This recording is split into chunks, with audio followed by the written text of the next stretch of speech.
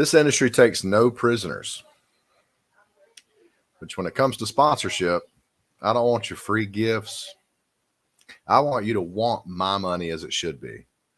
I like most of you guys, and I've met a lot of you, and you're fun to watch. You're fun to talk to. You're great anglers, but hell no, I don't want to be staffed or sponsored. I'll use y'all's products and gear, sing y'all's praises, or not if it sucks. I'm good with just that. Nor do I envy the crap that y'all have to deal with from sponsored anglers. That's a quote from Mr. Frank Neely himself. And yeah, he brought that up tonight. I thought that was an interesting topic. So I was like, you know what? I'm going to go live right quick and I'm going to kind of talk about that. I don't really know a whole lot about it, but it's an interesting topic. So yeah, let's talk about it.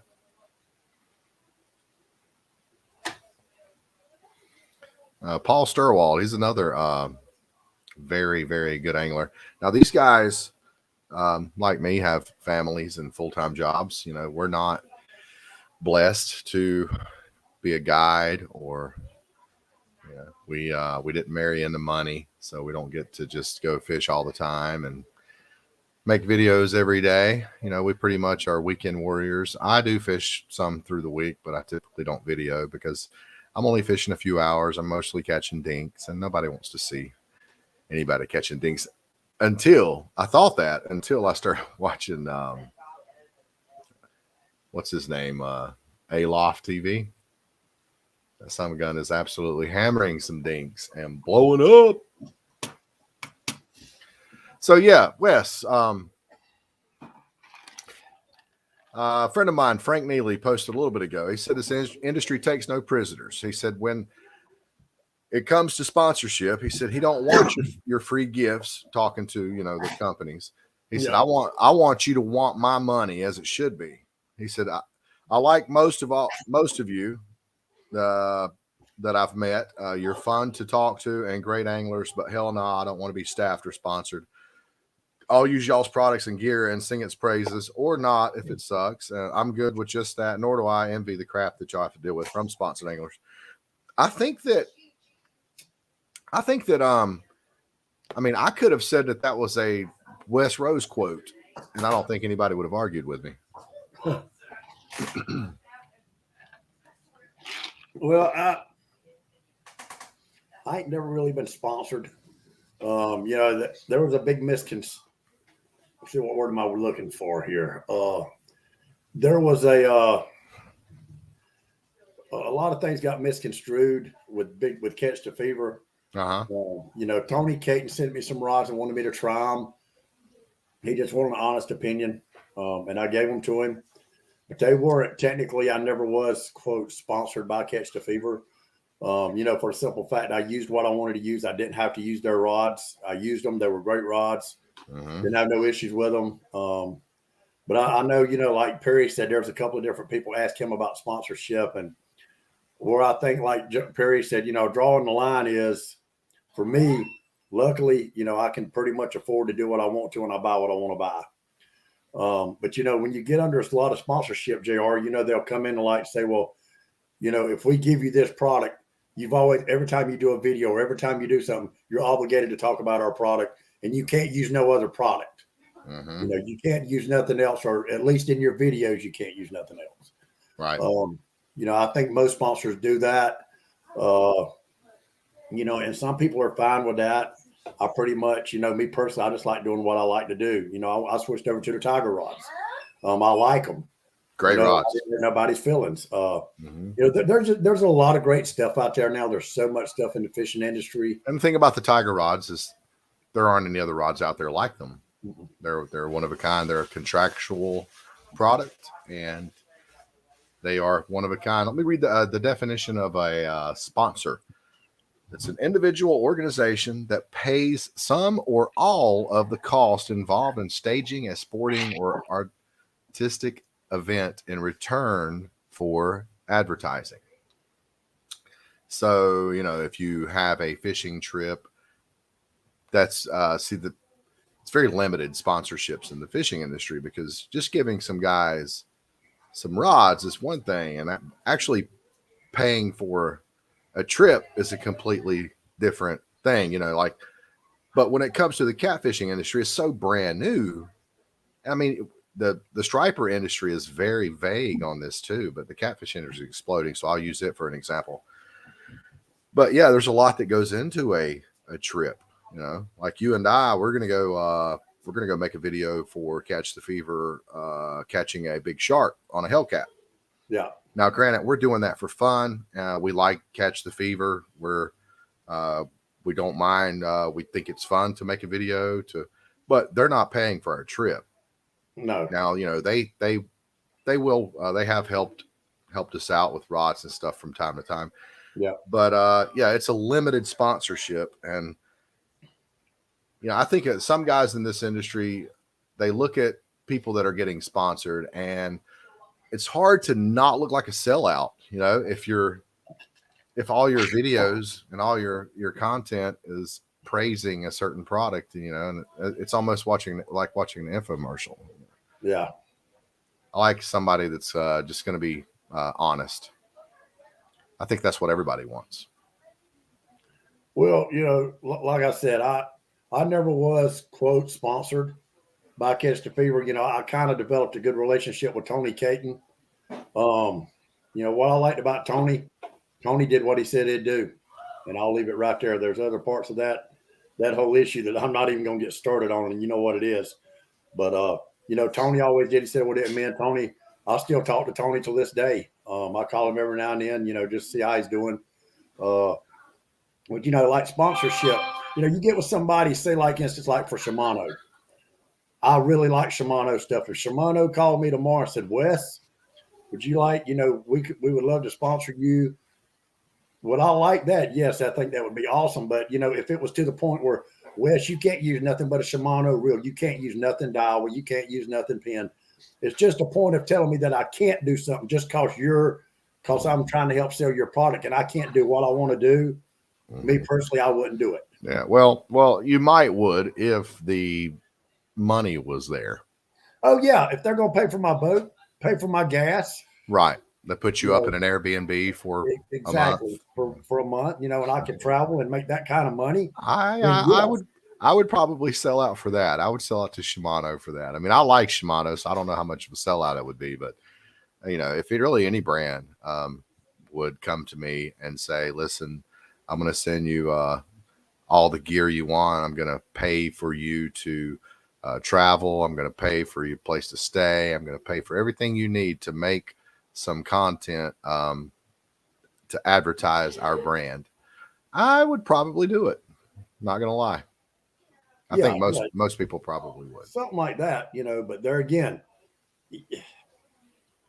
you're talking about just like, you know, I'm not sponsored by them, but just like my business, you know, I sell Grand Air and Carrier equipment. So I pretty much sponsor them, and everything I do is for them because they make good equipment. I've made a lot of money with their equipment, their warranties.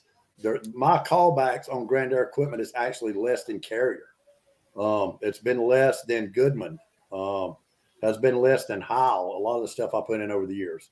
You know, stuff like that. That's how I make my living. So yeah, if Shimano or even Penn or Abu Garcia, you know, if Abu said, hey, Wes, if you'll use our reels, you know, they do make some like the Blue Yonder and stuff like that. You know, you can saltwater fish with those reels. And they said, hey, we're going to pay your gas. We're going to pay your lodging. We're going to pay you to go fishing. Everything. If they're going to split that whole bill, does that make you a sellout? In my opinion, no. You know, it's just everybody thinks different. Everybody wants to do different stuff. Paul Sturwald said on the quote that I quoted earlier, Frank, on his post, Paul said, whether you're sponsored or not, I still think you're a good fisherman. Some people have more time than others. I know a guy right now works 4 days a week, like 6 hours a day, no kids, house paid for, old truck, fishes all the time and catches big fish where I fish. Our lives are not the same. If in fact I was given the opportunity to do what he does, I would in fact slay fish myself, but I have a family I have to take care of. Yeah. So I think that's the case with a lot of guys, you know, they don't really have time to, they think that they don't have time to do what it takes to advertise for a company. But they have to, companies like in the catfish industry, I think Big Cat Fever, Catch the Fever is probably your biggest company, and they're really not that big of a company. But you have Mad Cats. Mad Cats is getting Mad Cat. You have a lot of different companies under Catch the Fever. I'm a Catch the Fever guy, so I see a lot of their stuff. I talked to a vendor, and I'm not going to say his name on here because it's, he probably wouldn't want me to say his name, but I talked to a vendor last week, a good friend of mine, and he said, Wes, I've sold more Mad Cats rods in the last 9 months, I'm sorry, just in the last 9 months, and he's sold Catch the Fever altogether in the last 3 years. Mm-hmm. We have Catch the Fever. You have Mad Cats, and then you have Monster rods. Yeah. And you have Tangling with Cats, TWCs. Whisker Seeker. I think Whisker Seeker may have went out of business as far as their rods go. But then, of course, you have your contractual rod companies like your Ugly Sticks, Shakespeare makes, and your Akuma Battle Cat, and those are rods that get overlooked now. Everyone, which is a good thing, because those are commercial, large companies, and people are supporting a lot of these smaller rod companies, which is a good thing. Pop stores, yeah, right. And you see a lot of these rods. You can get on eBay and see a lot of these rods on eBay. Matter of fact, a friend of mine just gave me a couple rods that are very similar, and they're called I Catch Cocks. I think it's I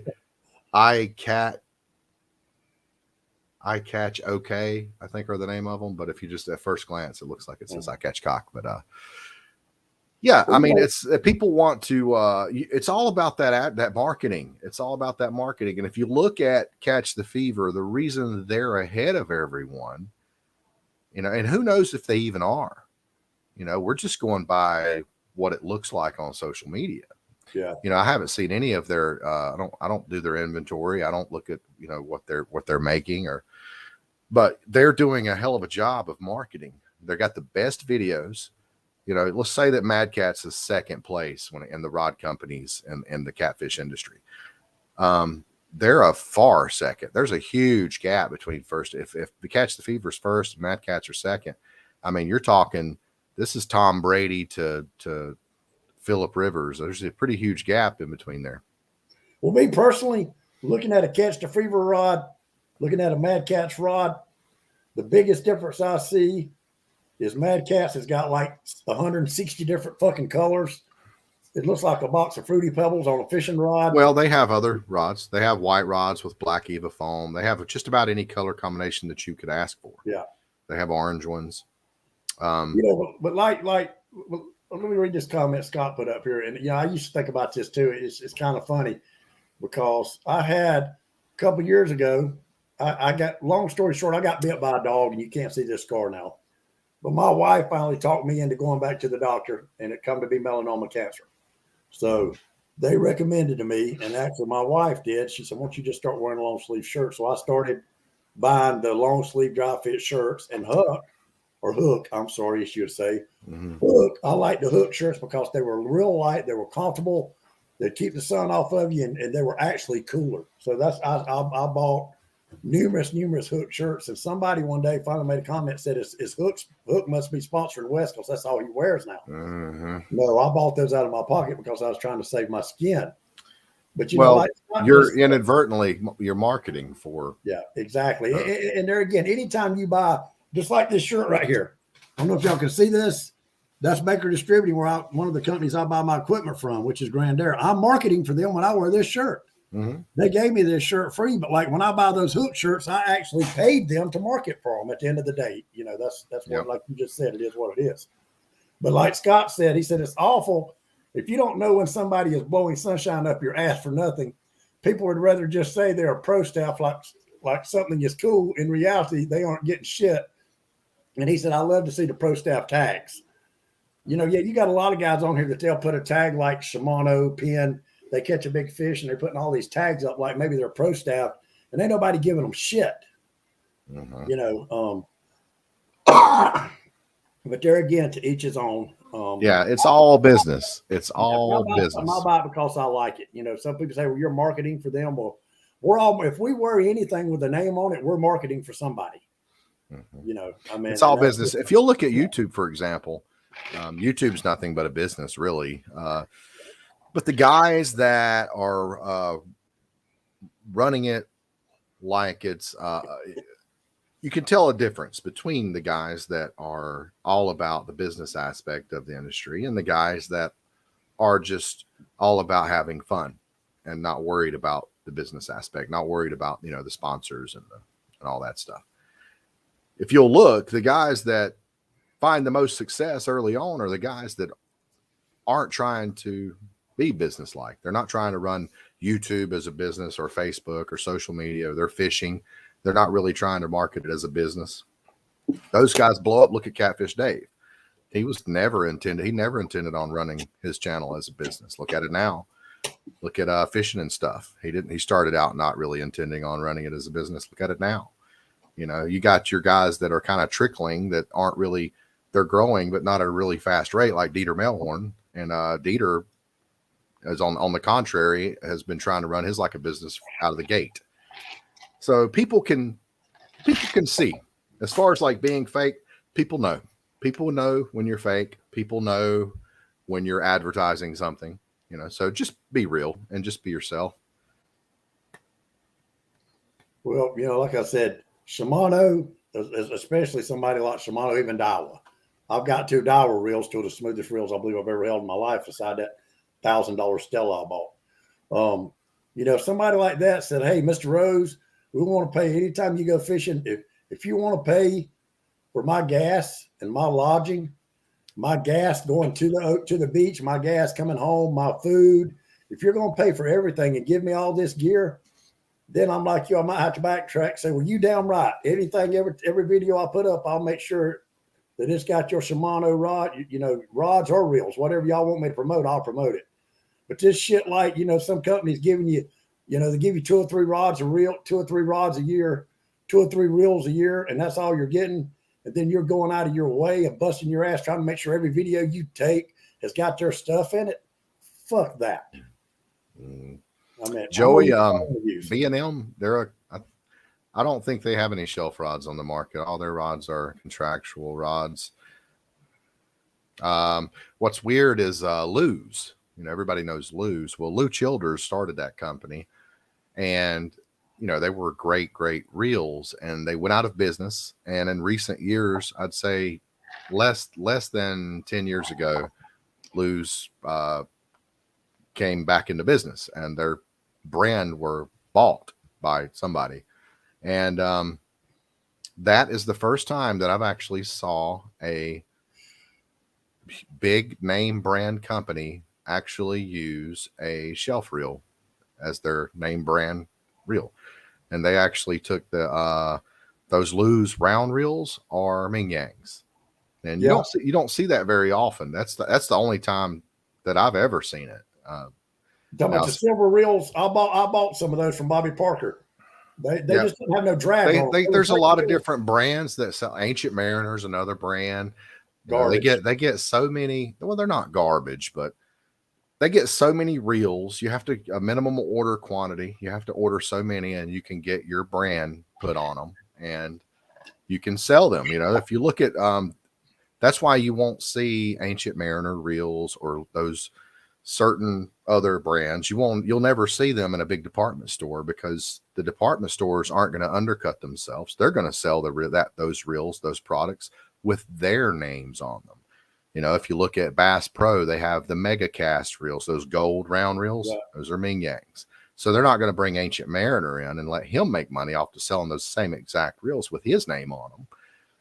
So, yeah, Joey, but back to your question, B&M, yeah, they're contractual rods. But there's nothing wrong with selling shelf rods. You know, there's nothing wrong with selling shelf reels. It's just all about how you market them.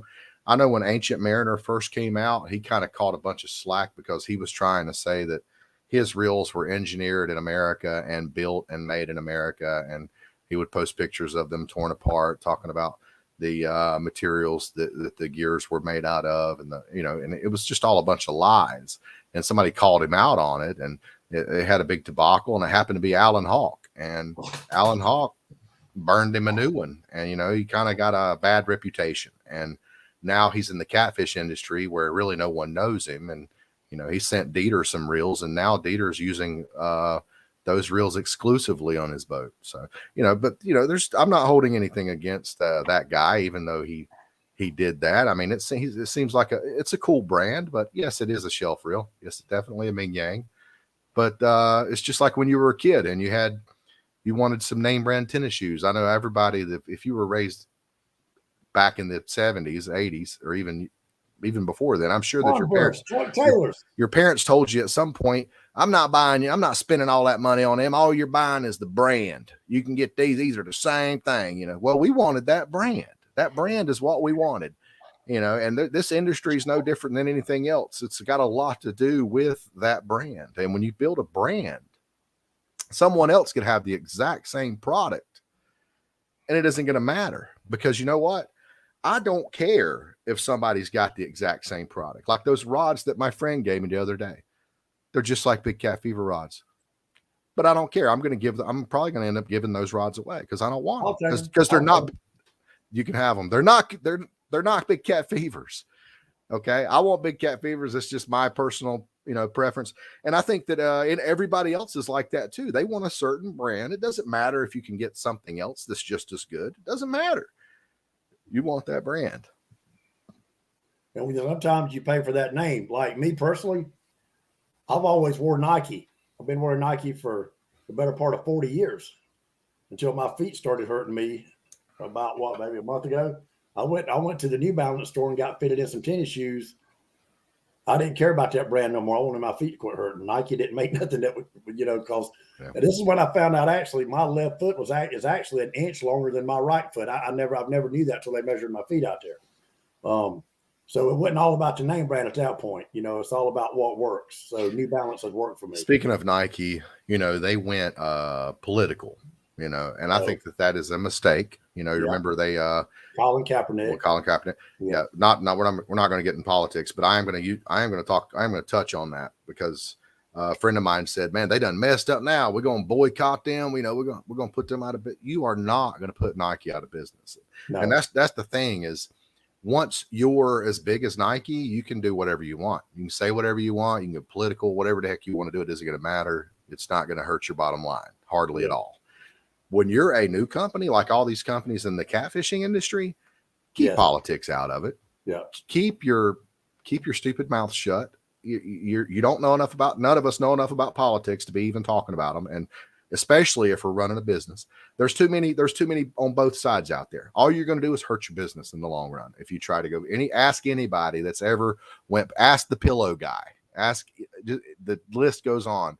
You're going to really it's going to be detrimental to your business if you try to go political. And I hate to see that. Even I'm in the center. I lean right, but I'm more in the center than most people. But if I see anybody, it doesn't matter if I agree with the politics. It doesn't matter if it's left, if it's right, if it's center. It doesn't matter. If I see you go political, it's very distasteful. I don't want your product if you're going to be into that kind of stuff. So.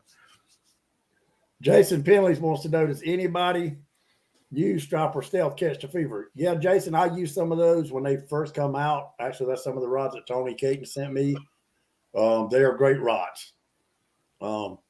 Peter just recently got some, didn't he? I saw a picture Peter posted of he had all of his king reels rigged up with on the Stealths. Yeah, I think he's going to try them king fishing.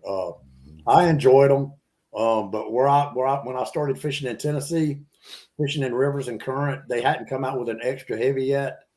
So I switched rods, and I actually went to their Catch the Fever catfish rods. They're heavy and medium heavy rods. They just had a lot more ass than the Striper Stealth for what I was doing at that time. And everybody used to ask me. I even had a couple of guys at Big Fish Outfitters would ask me, where I was fishing at and how big a catfish I was catching. I was like, man, I'm not a catfisherman. We just wondering, we seen those Catch the Fever rods on your boat. No, I striper fish with them. That there again. And sometimes just because the label's on a rod, a lot of these rods are you can use them for different types of fishing. Yes, they're universal. Like, look at their Hellcats. You know, I mean, they're Hellcats, which it's kind of lucky because I don't know which come out first, the Bopar Hellcat or the Catch the Fever Hellcat, but I wear the Hellcat work, you know, to work, and everybody's like, "Oh, you got a Hellcat? I didn't know you had a Hellcat." No, I don't have a Hellcat. Yeah, I got a Hellcat, but not the car. Yeah. But it's a cool name, and I think it's a universal name, even though it's for catfish and it has the name cat in it. The people don't suspect it's a catfish rod. It's just a Hellcat. It sounds cool. And you know, and there again, a lot of this stuff's all about marketing, just like that name. It sounds good. You know, what if you just put on there just Catch the Fevers, whatever. You know, just any kind of bullshit name. It's a name sells. You know, and a catchy name. Everybody wants a catchy name, just like if you're opening a business. A lot of times you want a catchy name if you're trying to promote or you're trying to get people to, you know. But me personally, I didn't do that. I just named my business Wesley Rose HVAC because my name in my business, because I've been doing it so long, I would figure that would sell a lot quicker than me making up some name like Air Today or Climate Control or. Right. I think that what you're doing is the best way, like what Dieter Melhorn did with Dieter Melhorn Fishing, what Dave Hausman did with Catfish Dave. Yeah.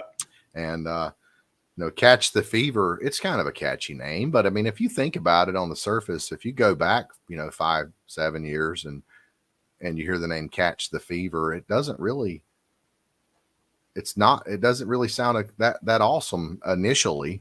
You know, No. they have sold that name, you know, and it's just like Wes Rose or J.R. Cochran or New School or what. I mean, New School sounds way cooler than J.R. Cochran, but yeah, my name New School hasn't grown worth a crap because it's all about, you can make any name. You can name your brand Poop in a Bucket, and it's going to do well as long as you put the time and effort into marketing it and getting the brand, building the brand. You know, it's like Scott Perry's page. You know, his last name's Perry, and Paradise. That was kind of catchy. Mm-hmm. You know, it's all about how you market stuff. If you're trying to get people to watch stuff, you know, just kind of like our show. You know, I don't think we've really tried to come up with no catchy names or call this, that, you know, it's just called The Real Fisherman Show. You know, and for anybody that's on here watching now, you know, when me and JR, we talked about doing this, I actually got this idea. We were doing a live video in Chesapeake Bay last year for cobia fishing. Yeah. And I told JR, I said, and that night, I think we had like 60 something people watching. Yeah. And I said, you know what, it'd be cool. Why don't we just start doing this every week, just talking about fishing, you know? We didn't decide to do this for views. We're just doing this to have a good time. It gives us something to look forward to. You know, and a lot of our friends come on here and watch, and sometimes we bullshit, and, you know, we'll think of a topic, and 9 times out of 10, whatever topic we're going to talk about, we get way off of it, and we start talking about a whole bunch of other shit anyway. So I always thought that made it kind of cool. Yeah. Eric Simmons said, what if you can't afford a bunch of expensive advertising? What is the best route to get my name out there? Well, you know, that's the thing, Eric, is it's the barrier for entry is extremely low nowadays. It's not expensive to advertise. So yeah, just all about she's watching me. Making videos, making posts, being on all the platforms, and you know, start a commercial. Like if you're going to go to TikTok, you know, start a commercial one instead of a personal one. You know, then you can only use certain types of music on your videos, but then you actually get the ad revenue from them once you reach a certain amount of growth on there. Like on YouTube, for example, it's 1,000 subscribers and 4,000 watch hours. Then you start getting ad revenue. So it's just about see, the thing about, you said to get your name out there. The thing about to get your name out there, it's an extremely slow process. If you can imagine 100-mile stretch in the Midwest, you know, what interstate runs through out there, or through the desert and all that, whatever that is. Imagine 100-mile stretch, just nothing but desert. Route 66. Route 66. Okay, imagine you start on Route 66 and you're walking along Route 66, and each step is like 2 centimeters. It's just very, very slow. How long would it take you?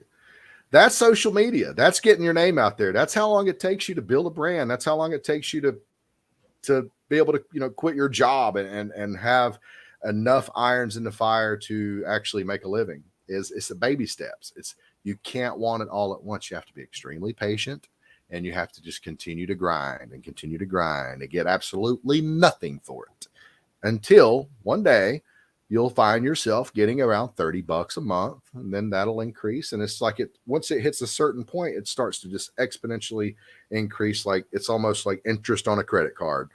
And before you know it, you're like my buddy that just quit his job because of his stupid ass YouTube channel. Well, and there again, you can have, there's products out there right now. I'm sure, I don't know how many, but at the end of the day, you got some products out there right now. And just hypothetically speaking, talk about rods.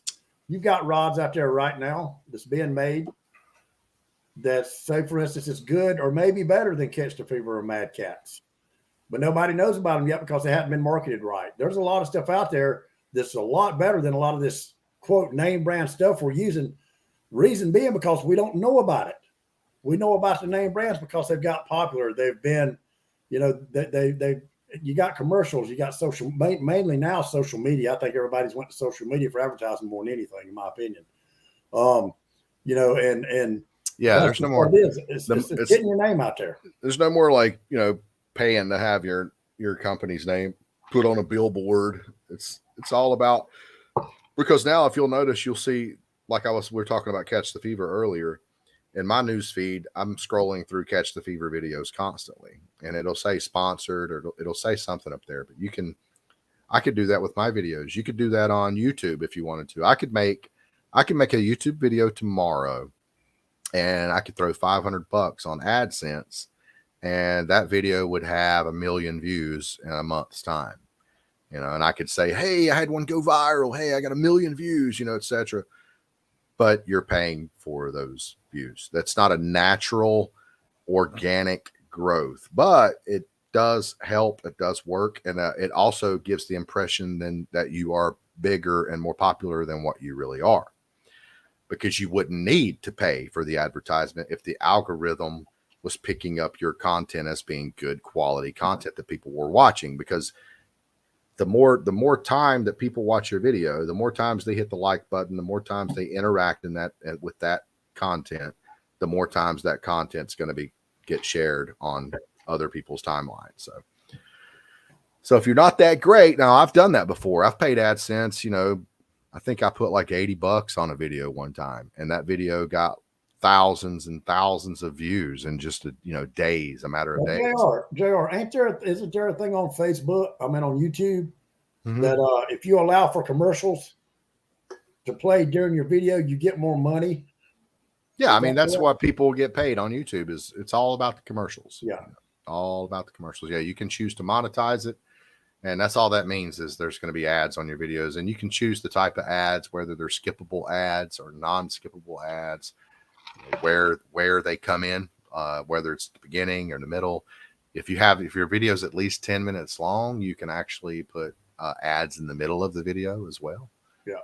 And it's all about ads. But my thing is I've always watched the content creators that aren't hustling so much. That's one of the problems I've had with Kayak Catfish. I love Justin.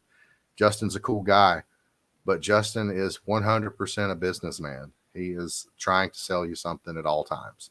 He's wanting you to buy his books. He's wanting you to tune in here. He's wanting you to tune in there. I'm going live. I'm doing Justin Johnson, and he's not the only one that does it. Everybody does it. Dieter does it a lot. Anybody that's trying to make a living on social media, you can't knock them for it. And I'm not knocking them for it. I'm just I'm stating that it's obvious to me. And there's some guys like there's a guy out in Tennessee. His name is he fishes with TWC rods. His name is escaping me at the moment, but he's blowing up. And so far, he's not trying to quit his job, make a living on YouTube. It's obvious. The guy's just doing it for a hobby. And those are the kind of guys that I want to watch. I like more of your purist, your guys that are poor. And Put Scott Perry's last comment up there. Not saying he's poor, but saying I'm just talking about guys that aren't. They just you come off like a gold digger when you're constantly trying to promote everything and your name brand. You're trying to constantly promote it. Hey JR, put Scott. That right there. That would, if it was me, that's who I would want to market anything I do. Well, that is the controversy is the yellow brick road approach. I don't think that's your best approach. But the thing is, though, is it doesn't really matter. It doesn't really matter. I mean, if you're putting the work in, you can be as dramatic as you want. It's the people that aren't putting the work in. Those are the people. Well, let me ask you a question. If you had your choice, if you had something you wanted somebody to promote, you say it don't matter. Well, who the fuck would you want, Rod Stewart or Kid Rock? I don't know, man. Wake up, Maggie. I think I got something to say to you.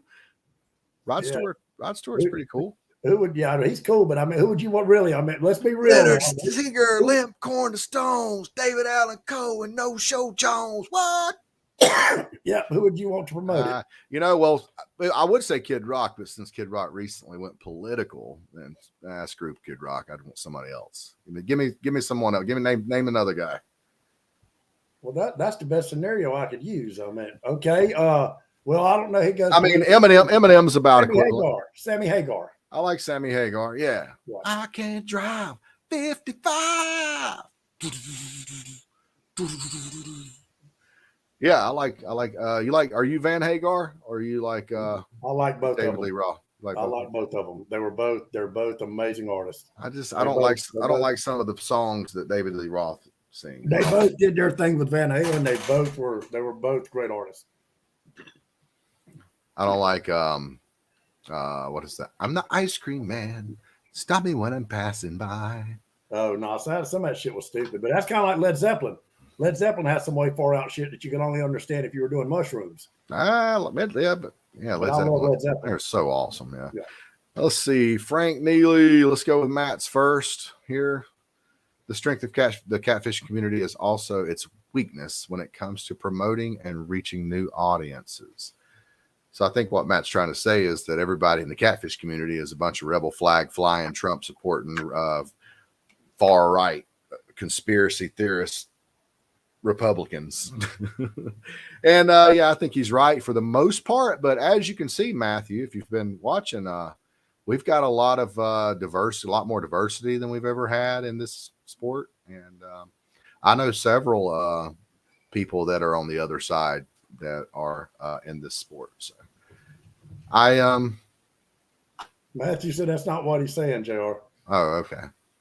The strength of the catfishing community is also its weakness when it comes to promoting and reaching new audiences. I mean, that's why I thought he was meaning that we're all just a bunch of Southern white rednecks. Everybody has the same friends list. Yeah, but we don't know all these people though. I got if I click on Matt's name, we probably got 600 mutual friends, but I don't know 500 of them. Yeah, I think I've got like 2,800 friends, and I'm probably only pretty much on the rig with about 20 of them. Yeah. Frank, what's Frank talking about? Those of us that are loud, edgy, and honest are considered toxic, but I don't know why we carry enough weight for the industry to pay attention to the shit we say.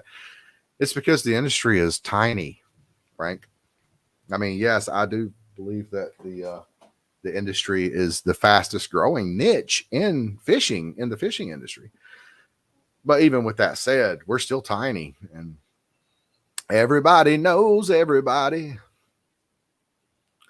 Yep. Everybody calls you friend. And you know what's weird about that is like when you remember when we went to the SBC last year? Yeah. And I had all these people coming up saying, "Hey, Wes, how you doing?" Blah, blah, blah.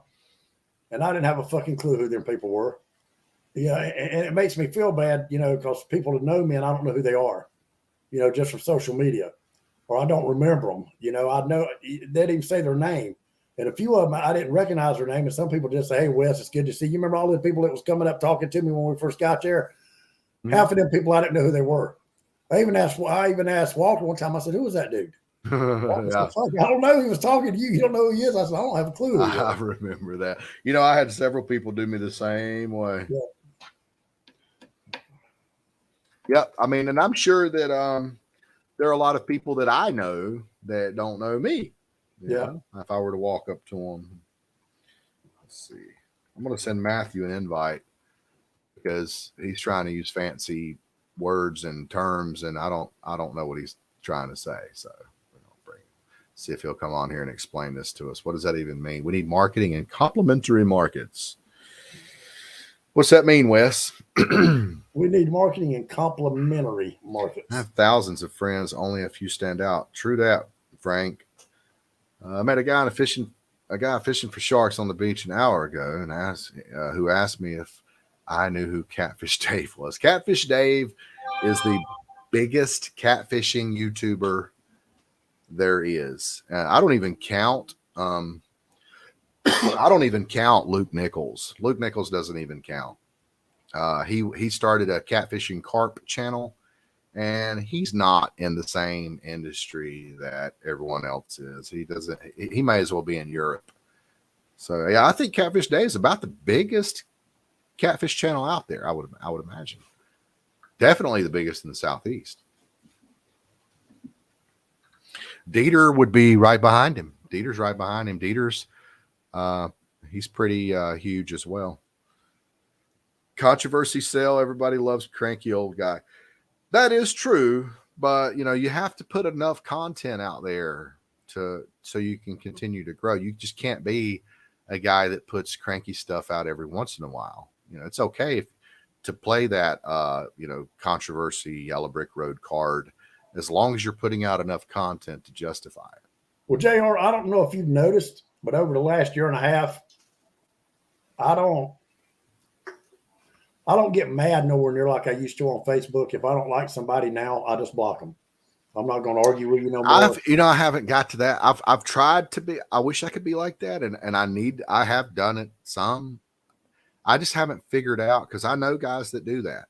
And what I'm saying though is, did you notice though, a year and a half ago, 2 years ago, I would go live, and at any given time, I'd have 60 to 80 people watching a video. Yeah. Because when I went live, people didn't know if I was mad or what I was going to be raising hell about or cussing and just showing my ass. Yeah. And when I stopped doing that, you notice how my views fell? Okay. Yeah. That tells me they wouldn't want to watch me. They would exactly. Yeah. And that's me too. So, that's okay. I'll be right back. I'm going to go grab another Busch Light. Okay. And then I'm going to touch on what Frank just said about Dieter right there. But, just like Frank said,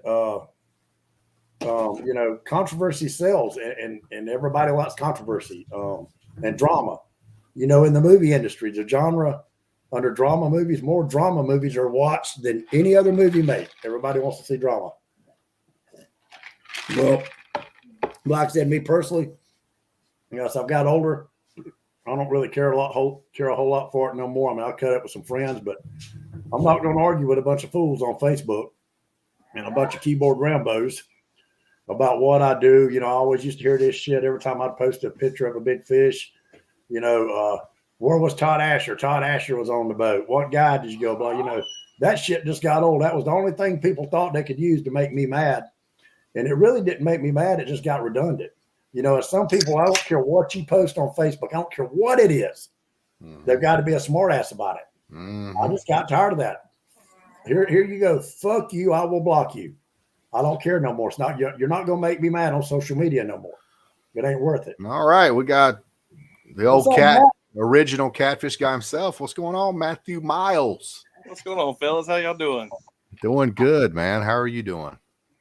Living the dream, man. I feel like I should introduce you by asking you some kind of non-fishing related question. Let's see. Let me see if I can think of one here.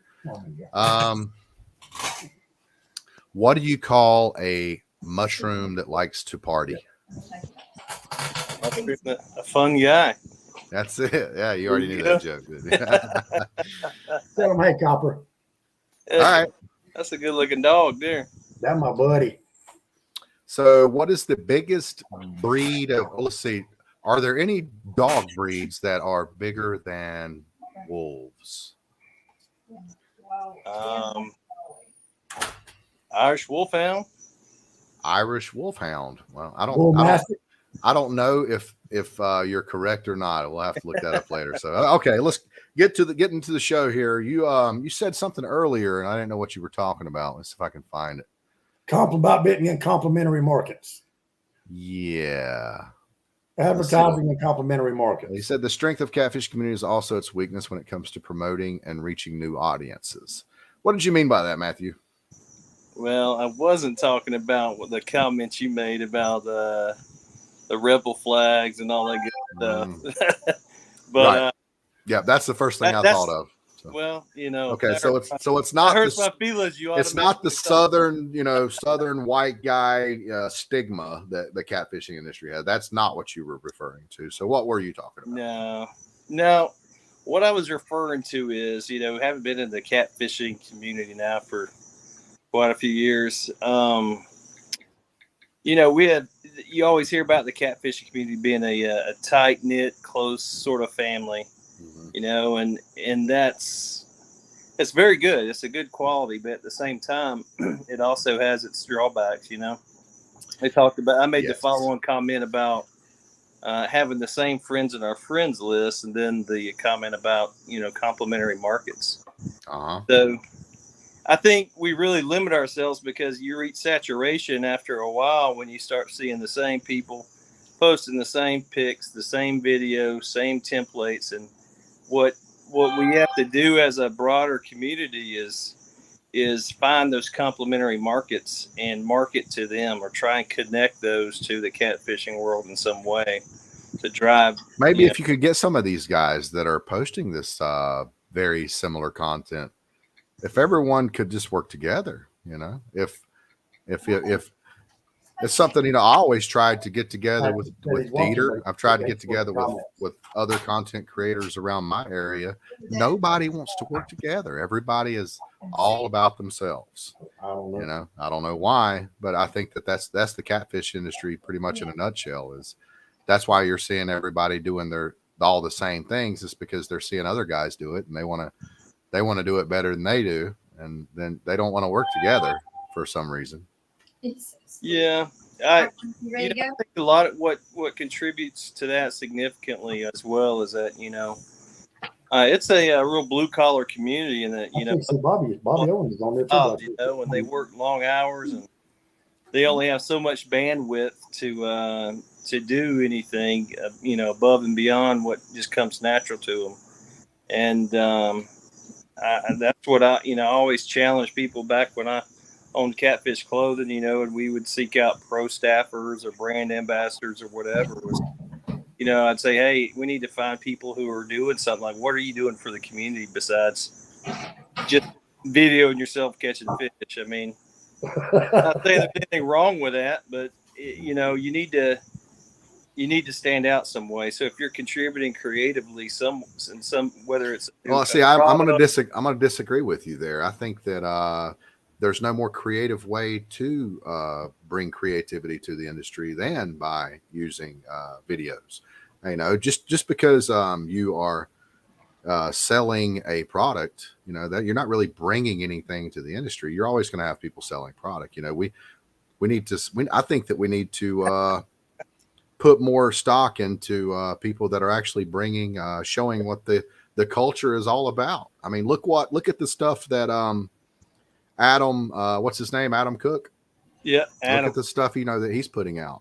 He's doing some really good stuff. It's just videos of him catching fish and his clients catching fish, except it's not just crappy videos. I mean, these videos are edited, and what he is bringing to the industry is way more than what someone that is selling a Ming Yang with their brand on it is bringing. Hey, Matthew, are you rich? I saw Scott's comment. Hey, you do have some good looking internet there, boy. You clear as hell. That's that 5G. That's that 5G. Well, I thought I had 5G. And you just got a clean shirt on. Yeah. He's got some good lighting. Oh, okay. I'm just out here on the porch. But no, so don't misquote me. I wasn't saying that videos are bad. That's not the case, because videos are the way. But I just challenge people to do something different. You're right. Adam Right. is doing. He's doing some really good stuff. I've noticed his videos lately, his little tips and tricks that he puts together. Mm-hmm. And they're really good. But just the run of the mill. Hey, look at this fish I caught. Not a fan of those. Right. Yeah, I agree. And those are the people that are like, why can't I grow? Why can't I get my name out there? Why can't I, those, it's because all you're doing is, people would, they want to see you catching fish, but I mean, you're going to have to do a little more than that, man. If that's what you want to do, then you're going to have to learn to edit, and you're going to have to learn to actually bring some art to the industry. Another controversial issue I'll bring up with respect to growing the industry is, this is coming from a prior business owner in the industry perspective, is that takes place with people who are trying to create a product, create a brand. It's catfishermen are generally very handy people. They're skilled tradesmen, and they can make stuff unlike any others. But that's good. That's a good quality. But sometimes they're like, well, I can make that rod holder or this or that. I can make that myself, and it lasts for a short period of time. And the people who are really investing in the industry, trying to start a business, really laying it out there, often they, man, just get behind me, help me help you. You know what I mean? Yes. That's a challenge for people who are looking at getting into the industry from, or on the industry side of things. So that's another problem I see with us growing the industry as well. That really gets some additional conversation. You got so much. You got, and especially, years ago, like when I started striper fishing and now the catfish industry, you've got so much competition out there now. And then it's not just your advertising, it's your pricing. You're trying to look across the board and look and say, hey, this company here is pretty much trying to sell the same product I am, just might be a little bit different. So then you got to try to figure out, well, hey, how can I produce so many of these and market this at this price and sell it for what this company's doing? Or can I beat their price? Or, can I make my product look better? I think if you're making we hadn't talked about that brand. It's all about that brand. If I want Big Cat Fever, I'm going to pay $140 for the Hellcats, because that's the brand. That's the brand I want. I don't give two rats asses if you got the same rod that's cheaper. If Monster Rods are selling theirs for $80, and they're the same rod, I don't care. I want that brand. I'm buying the brand. That's what. But personally, I'm not just buying a brand. I'll buy Shimano because it's tried and true. If they make another rod, or if they make another reel out there that'll perform like a Stella will, I won't give $1,045 for one. I'd give $500 for one if I knew it was what a Stella is. Right. And I have brands like that too. I have brands like that too. But the reason I like Big Cat Fever is because they got me initially. And I like what they're bringing to the industry. Not just them, other brands too. If you're bringing positive effects to the industry, then I'm going to support you. Yeah. Just like Frank said, he said, I think a lot of these folks see easy money and they jump in until they find out it's a lot of work. I started making a lot of work. Me and Todd, let me give you an example. And I wasn't doing this to make money because I wasn't trying to sell them. Jim Farmer stopped making castaway planer boards. So I got an idea from Jim Farmer and Drew Rankin where I made the same board, the same design, the same measurement, same everything, except instead of using a stainless steel plate, I used aluminum. That board still pulled just as good, and it was almost 3 times as lighter. So, I made it, and I was doing a video on them, and then just a thing kidding around, Todd Asher put on there, he took a picture of these boards and put Wesley Rose is selling these planer boards, $50 a set. And I could have choked him because I got like 15 messages on Messenger, and I said, these planer boards, I said, planer boards ain't for sale, I'm making them for me. And the guy said, well, why are you advertising them on Facebook for sale, you dumbass? So, of course, I homeboyed him like a motherfucker. So I got on Facebook, And then come to find out, Todd had just put out there that I was selling planer boards. But when you think about it, okay, say I was going to sell them for $50 a set. By the time I go get all the plates cut, by the time I take the measurements to get them drilled, by the time I take all the little arms and cut them and get them threaded, by the time I buy all those little nuts to put the arm on, by the time I buy the foam and cut it, by the time I glue the foam on, and then by the time I get the clips, and then by exactly, that's why you have so many people wanting to buy them. I wouldn't have sold them for $100 a set. Yeah, it's a lot of work that goes in it. Well, Matthew, I don't want to hold you up. I just wanted to bring you on here for a second, but you're definitely welcome. We'd be more than happy and glad for you to stay on if you'd like to stay on for a little bit. I'll hang for a little bit. I appreciate it. Gonna hang for a little bit. Beach, Matt? Say again. What beach you at? Emerald Isle, North Carolina. Emerald Isle. Yeah, just moved out here last week. Yeah. Let's see. Frank said, some of us don't want to be creative. He said, I lost my vision with the petty drama that is on every time I log in now. I feel like, I don't want to create this shitty person's art or help them. You know what I'm saying? I think he's talking about, he gets people that come to him wanting him to make them logos. And I think that, the drama gets old, Frank. You're right. But, Frank, Copper, you gonna have to be. Remember. You just went up in there with them big ass paws crossed. Hang on, I'm gonna mute Wes for a second so he comes back on. Okay, go ahead, Matt. Frank had posted one time, and I still remember today. It was something like the catfish business owner starter pack, logo starter pack, and there's about 4 or 5 different clip art logos that you see replicated on every new company that starts up. It's people don't want to pay for work, creative effort. No, they don't. And those people need to go to Fiverr and pay $7 and have something made if they want something cheap.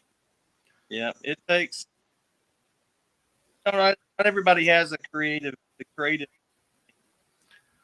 Your audio is cutting out bad, Matt. Is it cutting out? Is that better? Yeah. So, you have probably, hang on, I'll unmute you, Wes. Okay. You had probably what is probably the biggest brand in, the catfish industry as far as apparel goes. And that's catfish, catfish clothing and everything. I have a bunch of catfish clothing myself. I quit buying it after you sold out, but yeah, I still have that stuff. And it's probably the biggest brand in the industry. What made you come up with that? Like, how did you come up with the K in catfish? Yeah. So believe it, a lot of people don't know catfish was my nickname. My dad called me catfish when I was a kid.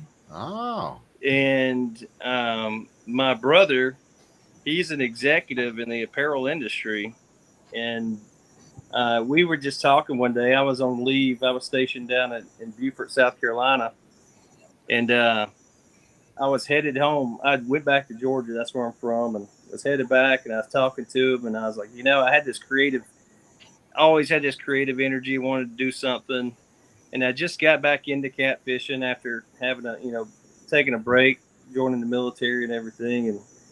And I don't know, it just hit me. I was on a drive from Atlanta to Beaufort, South Carolina. And I was like, well, I can do this. I can come up with something. And why not use my, something simple and clean. I felt like at the time, what cat fishermen had in general was an identity crisis or an identity issue. And I still think to some degree there is that, a collective identity crisis. And I felt that, I knew there were some great people who were professionals in the industry who were doing great things and wanted to be seen as professional. And I came up with this concept that, just like I said, on the drive down the Interstate 16, which is a very boring drive, something that would just represent what I thought the potential we had in the industry. And that's how I came up with it. The K, there was nothing unique about that. I think the most creative thing was adding the silhouette of the fish as the eye. Now that was a flathead, correct? Yes, it was a flathead. Yep. So that's how it started. I went I had no idea about social media marketing. I had no clue about screen printing, T-shirts, embroidery. So we went back, and I met this guy through my church back in South Carolina who owned a screen printing shop. And I asked him, I said, hey, when I get off duty, in the evenings, can I come intern, just work for free? I asked him to, work for free in the back of his shop, learn the tricks to screen printing and all this stuff, and just work for knowledge. And from there, just got into YouTube, learned about social media marketing and branding from YouTube, and taught myself everything, and just kept plugging away. Every post, every hashtag, eventually it built up where, you and you were actually taking trailers full of apparel to like tournaments and the Catfish Conference and selling out. Yep. I had to, I remember you were online. You had an online store as well. Because I remember, oh, lost him. Damn rich people's internet. I know. He dropped his phone and apparently kicked himself off. So Matthew, he sold, didn't he? His brand. He did sell his brand. Yeah, he sold it to Chris. I can't remember the guy's last name. He's lives in Virginia. I think he lives near the James River, and he that. Hey, okay, but yeah, go ahead, Matthew. I can't remember where were you? No, we were mentioning. I'd cold called. I reached out to Jeremy Coe from Cabela's King Cat at the time and called him and said, "Hey," introduced myself. I didn't know Jamie. I didn't know Jeremy from from Adam, and reached out, said, "Hey, I know there's a tournament coming up at Santee Cooper. Thanks, Frank. I appreciate that." And I went up there on a whim with a trailer full of stuff and set up tables, and people just they took to it. There's a lot of stuff I had. It's almost like that Kevin Costner movie, The Field of Dreams. If you build it, they will come. And I think that a lot of guys. I wish we could see more of that. People actually. Grassroots businesses just take a loan out on your 401k or whatever, and do like you did and bring some ideas to the industry. People are afraid to do that. Everybody wants to try to hit that easy button. So Matt, the guy that you sold Catfish to, what is he doing now? Is it still in business? Is he still doing, or did he change anything, or what's the business doing now? I sold it to a guy named Chris Kramis up in Virginia. And he's still running it. He's grown the business even more. It's taken off and doing pretty well. He's come up with some even more products that. Now, this guy actually already had a business where he actually printed or made apparel, correct? He didn't make apparel. No, his family owned a machine shop, a pretty high-end machine shop up near Charlottesville, Virginia. And he'd been a tournament fisherman on the James River for a while, and had always wanted to get in the industry. And we had met, I think, through the Kings of the James tournament that run up there, and we started talking. And he had mentioned that he'd always wanted to get into the business, and honestly, I ended up selling because it was just too much. It was killing me. Being active duty, military, and a husband and father, it had just taken its toll on me too much. And you took all of this experience, and we created this awesome brand, and you took all of this experience over these years of time, and you had the bright idea to come out with another brand called Honky. Did you have like brain surgery between then and now, or what's behind this honky brand? I'll turn it back around.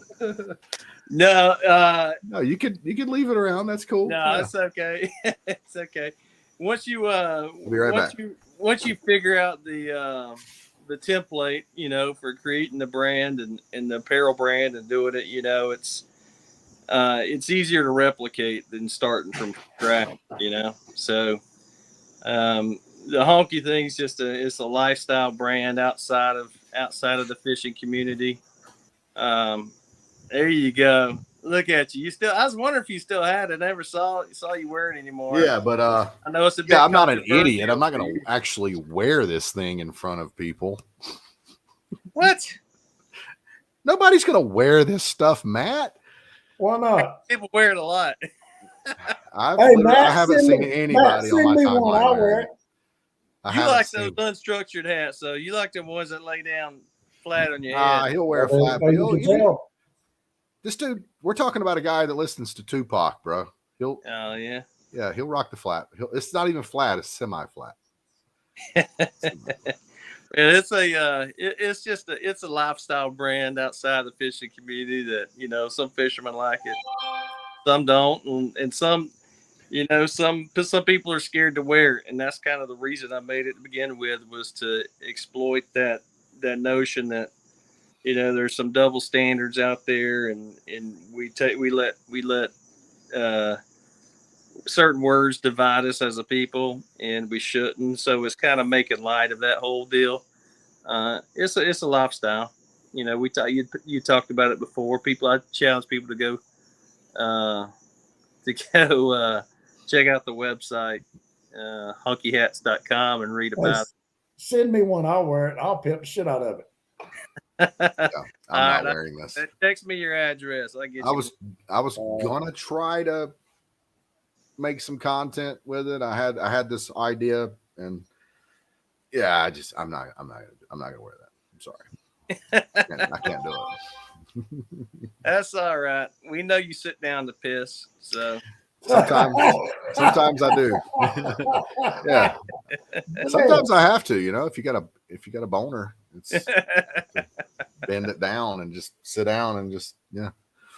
Hey, JR, right quick. Yes, sir. Patrick Miller said he's watching the show, but it won't let him comment. And I've got another buddy of mine, Bobby Owens.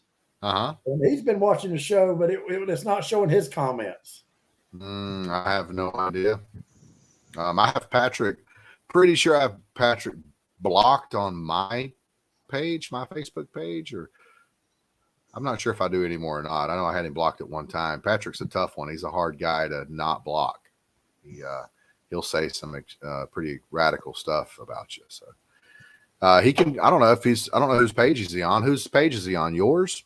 I don't know. He should be able to comment on your live stream from your page. I hadn't seen it. Well, no, I just clicked on yours. I didn't do it through mine. Yeah, he won't be able to see it on mine because I probably got his ass blocked. What about Bobby Owens? I don't see Bobby's comments either. I don't know, Bobby.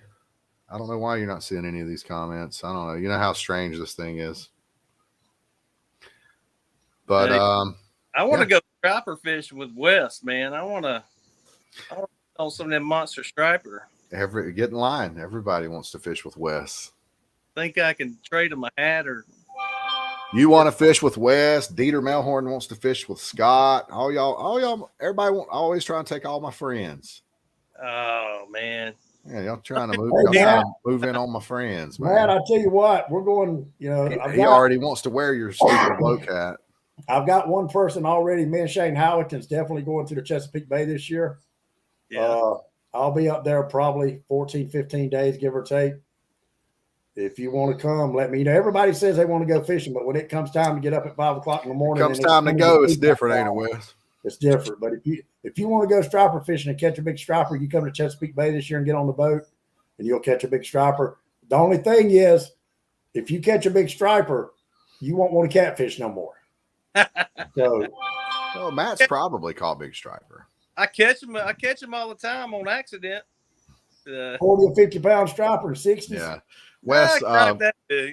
When it comes to us true catfishermen, there's nothing that's gonna make us not want to catch a big catfish. Well, I was just on the beach about an hour ago, and this guy, I just walked up. He was fishing in the surf. He caught about a 90-pound black tip. That's a good black tip. Yeah, and he followed. That's good eating. That thing was jumping out of the water, and all. I thought it was a spinner at first, but that's what I like. I like spinner sharks. Oh man, he got that joker in, and I'm thinking, man, we'll take some of this catfish gear out there and see how it stands up. So them sharks out here in the surf. I got a few back there you can see. I see that. What kind of rods you got back there? Those B&Ms? Those are B&Ms. Silver Cats. Yeah. Do they got the paracord handles? No. These are Silver Cat Elite's. He's got the EVA handles. Oh, okay. Hey, Matthew Miles, Patrick Miller's texting me. He said to tell you, let's see, he said to get you his address, he's going to send you his address to please send him a hat. He said he'd love to wear a honky hat. Yeah. He ain't too proud. Yeah. Tell him if just need anybody who's interested to go to honkyhats.com, put an order in there. I hit you up with some free decals or something too. I got a few of them. Sales are pretty decent. They're not flying off the shelf, but I haven't been marketing it too much, so I've been busy. Well, yeah, hey, seriously, Matthew, you get with me probably around the first week of December, because that's when I start. I'm usually try to go about the second week of December, stay for a week. Then I'll come home for Christmas, and then I'll go back again shortly after Christmas and stay for another maybe 7 or 10 days, just depending on what the fish in the water is. But me and JR, we actually last year I was in my Sea Arc. I don't know if you remember the Sea Arc I had.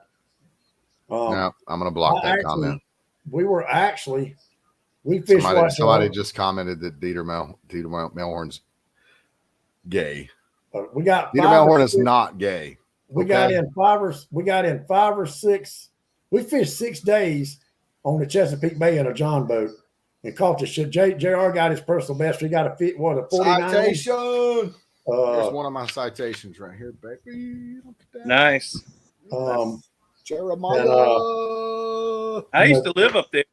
Before I got stationed down here at Camp Lejeune, I was stationed in Portsmouth, Virginia. Don't drink the water. Yeah, I know, right? Scott Perry, I want a honky hat. Go to honkyhats.com or go to the Facebook page and order you one.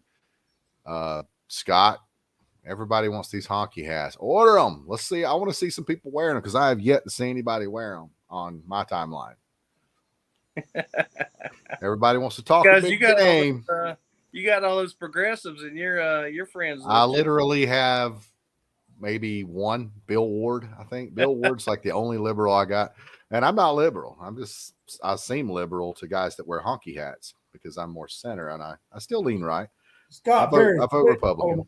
Scott Perry, quit hating on the Chesapeake Bay just because you scared. The Blue Bean's not really big enough for the Chesapeake Bay. It's not really an offshore boat. Yeah, you're pushing it, man. You're pushing it with the Blue Bean. That's kind of a small boat, bro. Hate on the Chesapeake Bay, and I took my Sea Arc out there.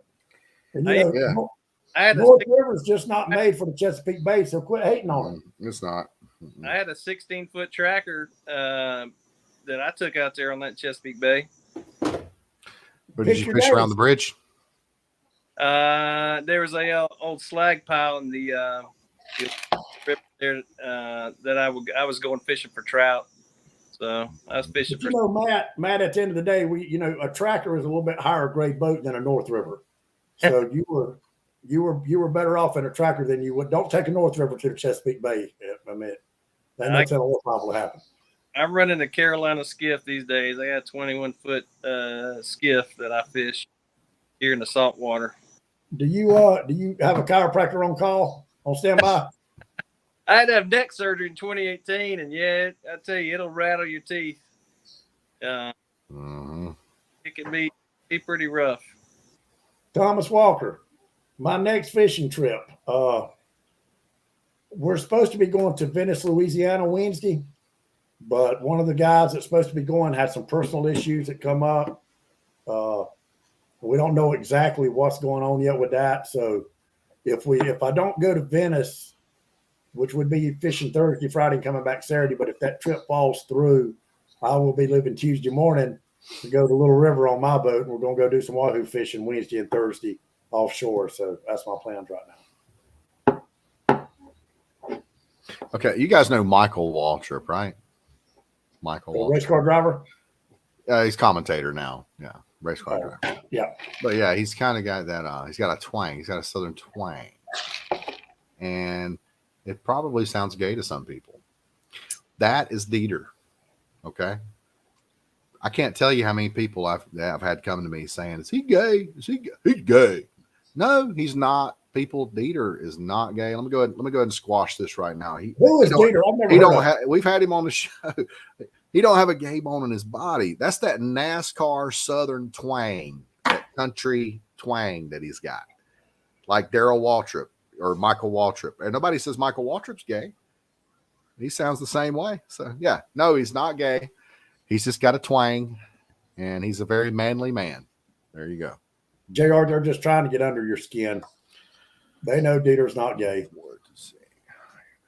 Could be wishful thinking on their part, though. I'm just saying.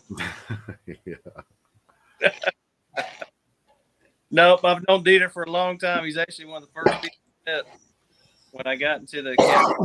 I remember. I was watching all that content, all those videos, and I remember he made that one video. He said, "How many times did I say catfish in this video, or catfish clothing, or something like that?" When I knew I was going, when I bought that offshore boat, you know, when the first thing I Googled, you know, of course, like anybody does when you start something new, you get on the fucking internet. So I get on YouTube and I Googled, am I on speakerphone, Matthew? Anybody hear what I'm saying, can they? On the porch. Don't be scared. Don't be scared. So I Googled, what does that say? Super copolymer. Triple X super copolymer. Yeah. So I Googled catfishing. I meant shark fishing in Myrtle Beach in North Myrtle Beach, South Carolina. And guess who come up like the first 10 videos? Dieter Melhorn. Dieter Melhorn. Mm-hmm. Sure did. So my comment earlier about reaching other markets, you know, or complementary markets, that's something that Dieter has done really well. That some of the YouTubers haven't is reached those other markets. Because I come across people all the time that are like, you know, this guy named Dieter Melhorn. I'm like, yeah, I know him. And they're just crazy, strange walks of life. So he's done really good with the YouTube, his YouTube marketing and reaching those other market segments. So those who are critical of him, I think you may be taking another look, see how he's doing things, and take notes. Dieter has a lot of haters, as most of your content creators do. The more popular, more followers you get, the more subscribers you get, and so on and so forth, the more haters you're going to have. He's got a lot. He doesn't give a crap. So if they think getting under his skin. Yeah, I mean, he's a human being. He's as tough as they come, but he's still a human being. Well, I've always went under. Me personally, I'm always for the underdog. And I like most cases. I like people that a lot of other people don't like. I think that's what few people like me. The reason they like me, because a lot of people don't like me. But they also normally say what's on my mind. I don't give a damn whose feelings I hurt. Yeah, you're real. Yeah, but just as like one of my favorite shows. I love Wicked Tuna. And you know who my favorite team is on Wicked Tuna. You can only guess. My favorite's Tyler McLaughlin. No. I don't know who's your favorite. The roster. Art. Yeah, that was good. Okay. Yeah, Zach and them. Dude, they're out there in a 25-foot boat, and they're catching as many fish as these big old fucking yachts are catching. No. And then I was watching it tonight, and it showed them coming back in Oregon Inlet, that hurricane that came in there last year. And they were behind Fishing Frenzy. And Fishing Frenzy was trying to knock a lot of them. They were following Fishing Frenzy because the water was so rough. Mm-hmm. And these guys are still jumping like 5 and 8 foot swells behind the Fishing Frenzy. And I'm thinking, man, look here, these guys they're out there getting their brains beat out in a 25-foot boat, and they're catching fish in a 25-foot contender. And they're just considered the underdogs because the size of boat they're in.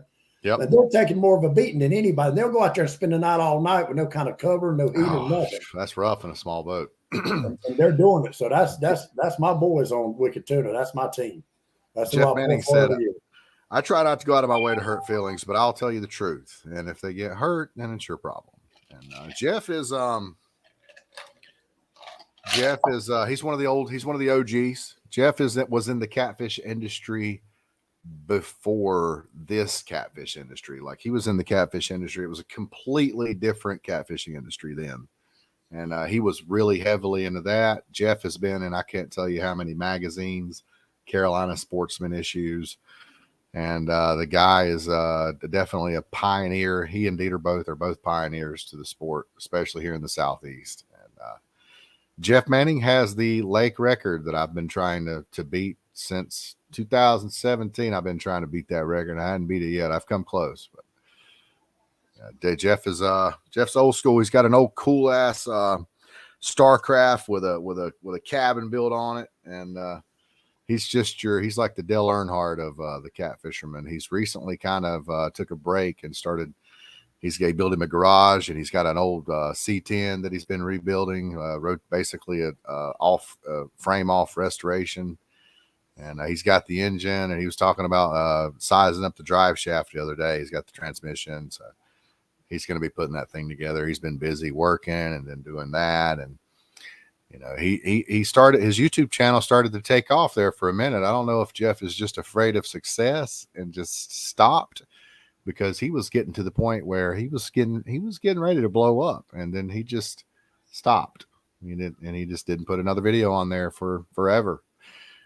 But Jeff's a very smart guy. You've been in the industry for a long time. Hey, JR, I went to Ingles yesterday on my way home, day before yesterday. And there was a sign at Ingles that said catfish bait. We now sell catfish bait. So I walked in the store and I walked back there to the meat department and asked that guy, I said, what kind of catfish bait do y'all sell? He said, the best you can buy. And I looked at him, I said, really? And he said, yes, right over there. And I walked over there and there's a little sign. You know what it was? Stink bait? No, chicken livers. Chicken livers, yeah. Yeah, it's a good channel, cat bait, small blues. You can catch some small blues on it. Ain't nobody catching no trophies. Hey, all right, I made that shit up. I was trying to get you crunk up, but that ain't working. Well, it's like telling trying to tell someone of a skilled trade, like like trying to tell a brick mason how to lay brick. It's like they know you're full of shit, so you can't get them on it. Like you're not going to be able to get me on. You're not going to be able to sell me on when it comes to bait for catfish, because I know what the deal is with bait. So all you need is a box of chicken livers or some beef livers. That's what they say, man. Just cast. Hey, I've caught them on them. Some free line. You can catch all you want. Catfish is the easiest fish in the world to catch. They're damn to damn. They're literally everywhere. Easiest fish. I don't know about. But I'm talking about these right here. I'm talking about these, the ones that you throw over your shoulder, you barely pick up. Those are the ones I'm talking about. JR, I've caught them, buddy. I mean, what's 25 years ago? What? Okay, what's the difference in an 81-pound blue 25 years ago? Then and now, what's the difference? Well, for one thing, did they fight better now than they did 25 years ago? You want to talk about easy button? You want to talk about cheat code? Santee Cooper 30 years ago. That's cheat code. I'm sorry, Matt. Go ahead, Matt. Did they fight? Did they fight better now than they did 25 years ago? No, they got different DNA in them, or he's not using a zip code 33 to catch him, or two. Well, actually, I caught it on an Ambassador 6000 red reel. Oh me! No, I was going to ask about. I don't think I know. What's your personal best blue cat, JR? That I actually weighed was 61.4. That's a good fish. Yeah. 61.4. Now I did catch one on a kayak that was probably a little bigger than that, but I didn't weigh it. So.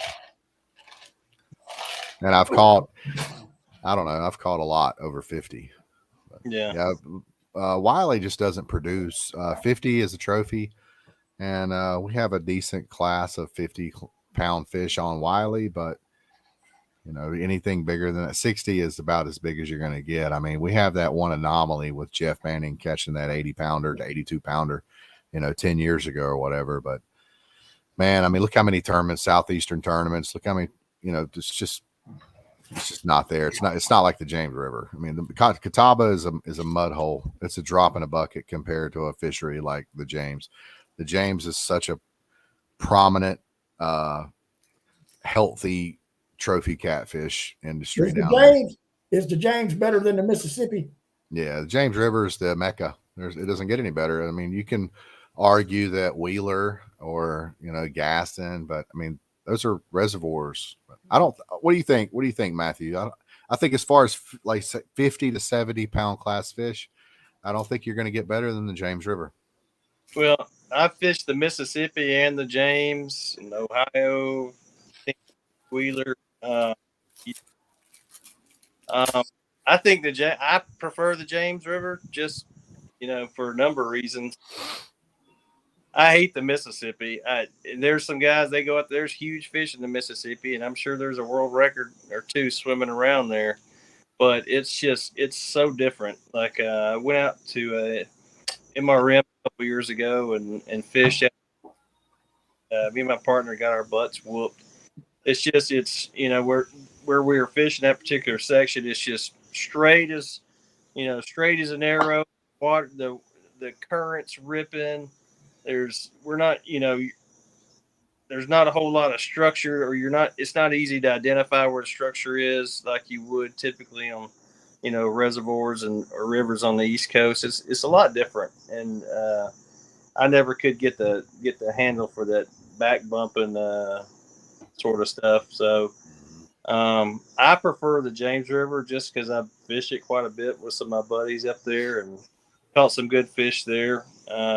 Wheeler and Wilson are really good reservoirs to fish. I mean, there's really good fish there too. So, but if someone said, "Hey, let's go catfishing tomorrow," where do you want to go? I'd be going to James River. So, and they just call. Do you know how the catfish became to be in the Santee Cooper Lakes?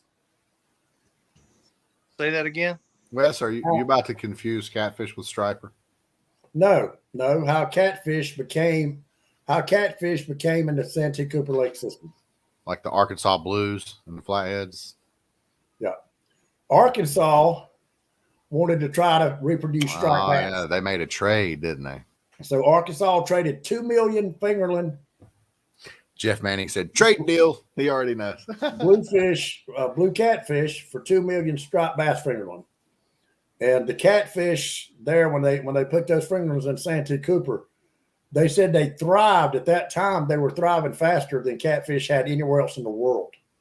There was just so much bait there. And then there for a while, they actually became the apex predator. I mean, they were eating the smaller striped bass. I mean, they literally took over. Hey, Wes, just say that one more time, please. one more time for the people in the back. Okay, the people that didn't hear me. Yeah, they were eating all the good fish. But that's how what are they? What were they called? They were the bullshit fish that was eating the good fish. Yeah, apex predator. Yeah, just like a striper's an apex predator.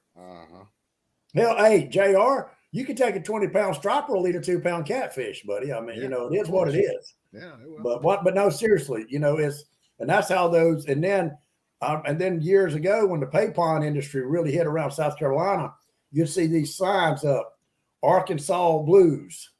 We stocked Arkansas Blues, and that was just another way of saying we just went to Santee Cooper and got these blue catfish ball and put them in the pond. Huge industry there. Yeah. And I think, that's okay. I don't have a problem with commercial fishermen, but I do believe that there needs to be regulation. If you're going to stock a pond with 1,000, blue fish, every month, then there needs to be a size limit. There only needs to be, you can only keep one over a certain size, if you're going to do that. Cause I want you to put food on your table. If you're a commercial fisherman and that's how you're making your living, I'm fine with that. As long as it's sustainable.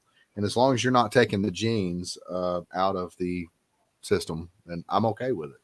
So as long as the regulation is there, and regulations have been increasing, so things have been getting better on that front, but we still have a long ways to go. Though. No, Jeff Manning, a 50-pound flathead will not eat a 15-pound striper. He couldn't catch him. So no, I'd have to disagree with that one, brother. I agree with you, Jeff. We know which one's faster. Well, I'll tell you what we'll do.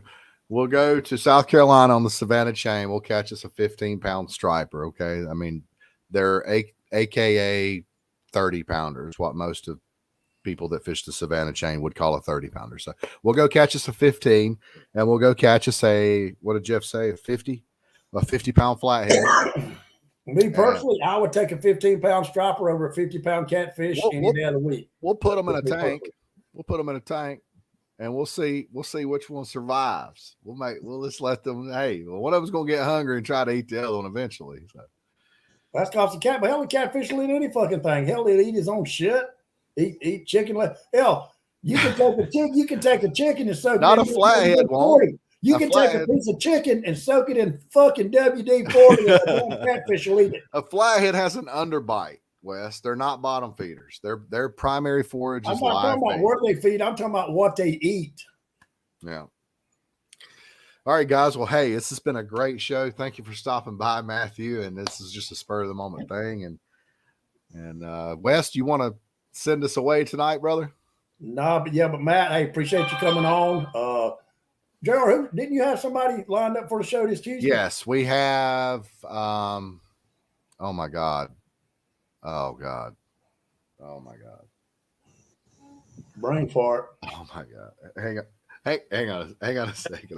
While you're thinking of it, I'll just say thanks for inviting me over. It was impromptu, but I'm glad I got the chance. And just for my folks, we got the Kings of the James tournament coming up. If you're interested in October, check out KOJ page. October, gosh, I don't have my calendar in front of me. October 14th, I believe it is. It's going to be a big tournament, big payout. So, y'all feeling froggy, want to fish the James? That sounds like an awesome trip. Yeah, come on. David Mercer. David Mercer is our guest for Tuesday night. That's right, David. It's going to be a very good, very professional show, and we're going to talk about reservoir striper fishing mostly, but I'm sure we'll cover some other topics as well. But David's a very knowledgeable guy. He actually catches good fish on the Catawba chain, good stripers, and that's rare. You know, if you look at most of your people from around here, your Anthony Johnsons, your Bo Rices, your me, you know, Shane, all these other Hovis, all these other people, we can't catch them on our own home river, on our own Catawba. You know, we have to actually go to Tennessee and other places to catch these fish, Chesapeake Bay. But he's actually putting the time and effort in and that's a lot of hard work. So I have a lot of respect for someone that's actually catching good fish on the Catawba chain. So, and he's one of these guys. I mean, he's incorporating downriggers in his spread, and he's very comprehensive, and he's a very technical fisherman. And I'm sure that I will learn a lot. I'm sure it'll be a good informational show, and that'll be Tuesday night on Real Fishermen. So, Wes, Matt, send us away, brother. All right, Matt, there again, appreciate you being our guest tonight, buddy. Enjoyed it. Had a great show. See y'all Tuesday night. I'll take it easy. Good night. Peace.